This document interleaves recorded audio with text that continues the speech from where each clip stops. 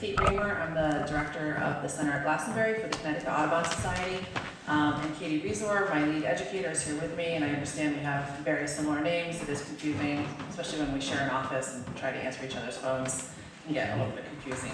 I'm just going to tell you a little bit about Connecticut Audubon Society, and then Katie's going to talk a little bit more about the project that we were able to do with our grant from the Quinnipiac River Fund. Connecticut Audubon Society, our mission, for those of you who aren't familiar, is to conserve Connecticut's environment through science-based education and advocacy through the lens of the state's bird populations and habitats. We are an independent organization. We're not affiliated with any national or governmental groups. And we operate nature facilities in our facility in Glastonbury, as well as Fairfield, Milford, Pomfret, Hampton, Sherman, Old Lyme, and we have our Eagle Travel Center down in Essex. We also manage 20 wildlife sanctuaries, which is almost about 3,300 acres of open space in Connecticut. And one of the main things we do is education. We educate over 200,000 children and adults annually throughout all of our centers around the state.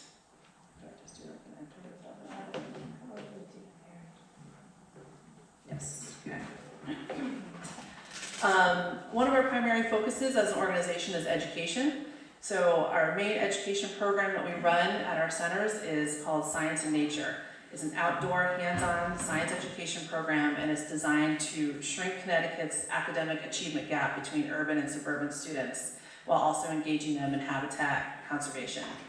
Our Science and Nature program reaches thousands of kindergarten through 8th grade students, as well as high school students. Just this spring at our center in Glastonbury, we have over 800 students coming to do this program with us. One of the things we did with the grant from the Quinnipiac River Fund is to incorporate our Science and Nature program to some Meriden schools, which are within the Quinnipiac River watershed, to create this project that Catie is now going to tell you about.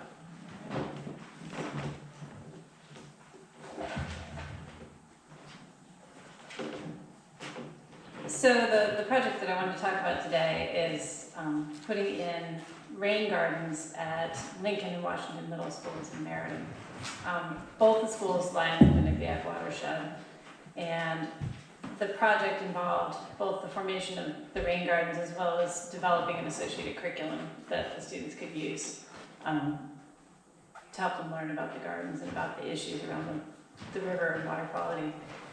So this year, the 6th grade students at both those schools will use the curriculum and the garden to learn about problems facing the Quinnipiac River, like non-point source pollution, urbanization, habitat loss of biodiversity, that sort of thing, erosion.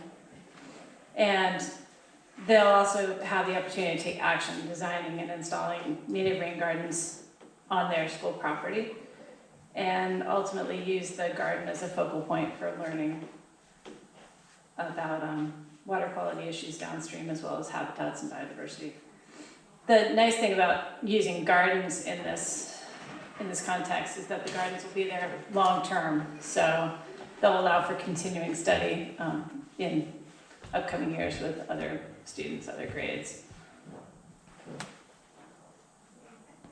So those of you that aren't familiar with the idea of a rain garden is a garden created with a slight depression so that it will collect rainwater, and it's planted with, in this case, with native plants that will tolerate swings in soil moisture and survive nicely without a lot of extra work and things that you don't want, like fertilization and that sort of thing. So what they do is they will slow runoff, they'll slow erosion, they'll help clean up the water, the plants will process some of the water and filter contaminants before it ends up downstream in the river. And it will also help provide habitat for native plants and animals.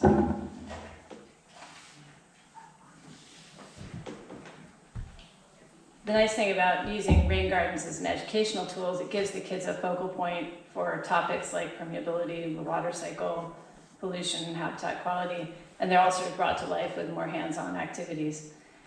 They're allowed to engage in authentic problems and authentic solutions to problems so that they actually feel more invested and empowered to make a difference on their local scale.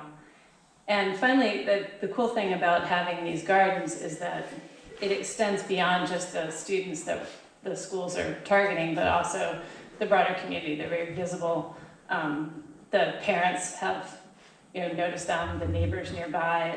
One of the ones that we're putting in is going to be right there along the street, and they don't look like your average groomed sort of landscape garden because they're wildlife habitat and native plants, and so it gives people a talking point and shows off sort of what ways that they can change their landscape to better support water quality and habitat. In the past, we've done several projects already in Meriden and in elementary schools. We designed and installed rain gardens with 3rd and 4th graders at Meriden elementary schools, and developed and provided support for associated curriculum with the teachers. So on the left is John Berry School, where we installed a garden there in the spring of 2018. And on the right is Benjamin Franklin School, where we installed one in the fall of 2017. So if you ever happen to find yourself wandering around Meriden, most of their elementary schools now have these gardens. We did 2 others at Israel Putnam and Roger Sherman as well. The kids were involved in planting native perennials and shrubs, and both the areas were identified as areas where there was significant water flow during rain events off the roof of the building, off the blacktop that they had, and now through the garden before they end up down the storm drain.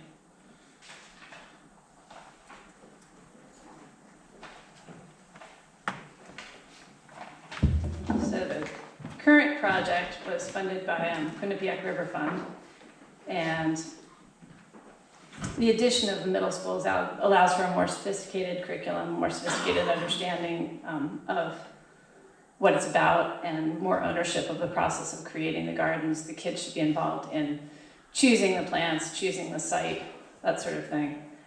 We've had several planning and professional development meetings with the STEM teachers at Lincoln and Washington. We've identified a couple of locations. They're ready to go. We're just waiting for planting season at this point to build the gardens with the kids. At Washington, let's see, which is on the left there, there's the broken downspout off that outbuilding, and a steep slope back behind down to a field below. And the idea is to offset some of the water before it heads off down that hill and across, and harness that runoff. At Lincoln, I'm a little even more excited about that one. You can see there's sort of a ditch along between the sidewalk and the building there. That actively flows during the big rainstorm. Down at the far end, there's a storm drain, and so the idea is to make a linear garden space along there with native plants, slow the water down, and clean some of that up before it ends up in the storm drain. And conveniently, I guess, and kind of horribly, there's a nice piece of garbage there to show you that it does collect stuff, so it'll give it a chance to get cleaned up before it ends up downstream.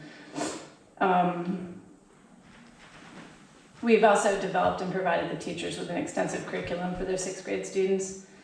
They'll have experience in identifying and understanding water quality and habitat problems. They'll have experience designing and installing the gardens.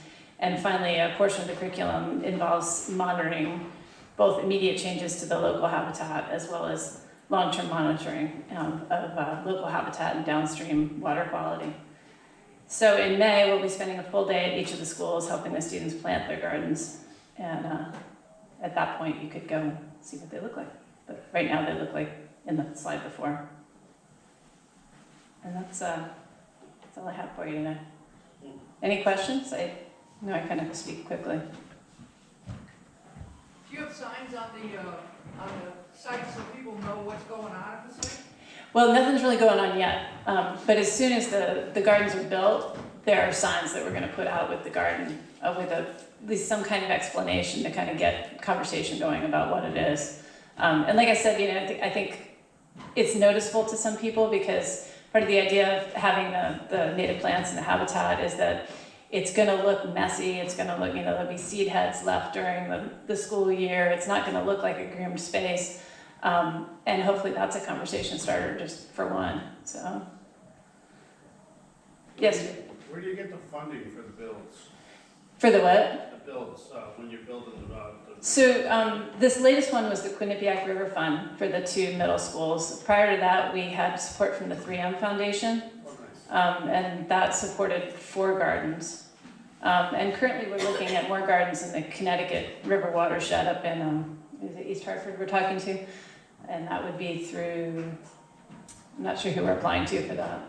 But the more we do, it seems like there's a lot of interest in doing it, and the funding is coming, which is nice. And we're kind of learning as we're going in terms of how to do it better in terms of involving the community. On the last gardens, we had the buildings and grounds for the district was very involved and helped us a lot with prepping the area in part because we had 3rd, 4th grade students, there's only so much digging they can do.